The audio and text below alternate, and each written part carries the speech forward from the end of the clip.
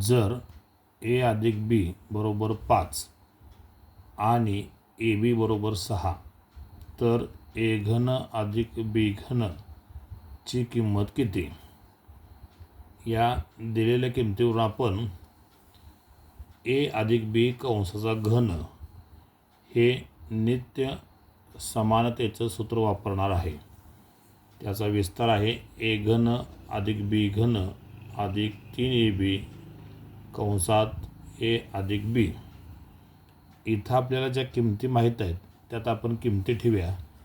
ए अधिक बीचा घन, ए अधिक बी याची किंमत आहे 5, म्हणजे 5चा घन बरोबर ए घन अधिक बी घन याची आपल्याला किंमत शोधायची आहे, अधिक 3 गुणिले ए बीची किंमत 6 आहे, ए बी बरोबर 6 गुणिले ए अधिक बीची किंमत इथं आहे 5. 5चा घन येईल 125 बरोबर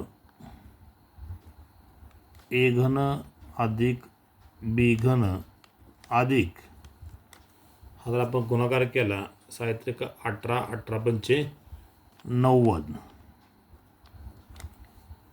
आता आपल्याला ए घन अधिक बी घनची किंमत काढायची आहे. हे 90 अधिक आहेत, डावीकडे गेल्यानंतर वजा होतील, म्हणजेच ए घन अधिक बी घन बरोबर 125 वजा 90 आणि ए घन अधिक बी घन बरोबर वजा लागेल 35. म्हणजे ए घन अधिक बी घनची किंमत आलेली आहे 35.